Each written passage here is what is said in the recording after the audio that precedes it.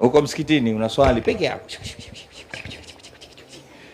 ukipigiwa simu utaisikia uisikii.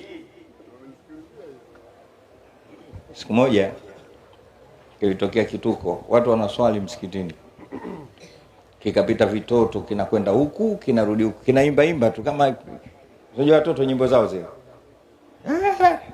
Watu wanaswali, karudi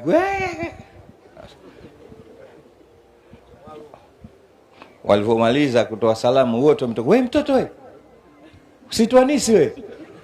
Akaambia kwani vipi? Sisi tunaswali tupiga kelele. Akaambia mkuu mnaswali, ingekuwa mnaswali msingenisikia. Chukua kile ambacho wewe unakipenda sana, wakati unakifanya au unakitekeleza unasikia kitu kingine. Mimi mwalimu natoa mifano.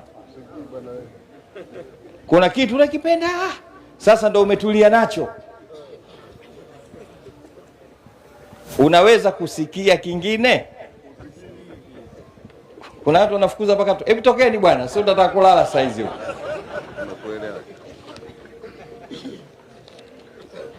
Mimi mwalimu napenda kutoa mifano.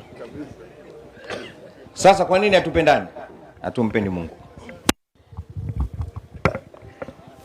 Nakupeni mifano ya mwisho. Tunakwenda kuhiji, umra, kitu cha mwisho kule tunafanya nini? Unaambiwa nyoa nywele. Utahalal, nyoa.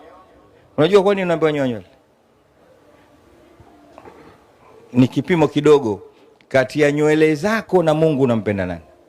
Sio mchezo kutoka kipara mzee, mtu mzima. Unapiga upara mweupe kabisa, ukiwa na bichwa baya kama langu mimi unafanya mchezo.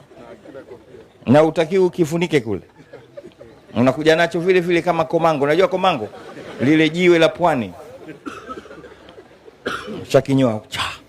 Ambia mapenzi ya Mungu yale. Ukichukua mfano huo na mifano mingine iko mingi, sisi tutapendana. Innal ladhina amanu wa amilu salihati sayaj'alu lahumur rahmanu wudda. Shuf hadha. Innal ladhina amanu wa amilu salihat sayaj'alu lahumur rahmanu Kwa nini sayaj'alu lahumur rahmanu wudda? Kwani malipo ni mapenzi.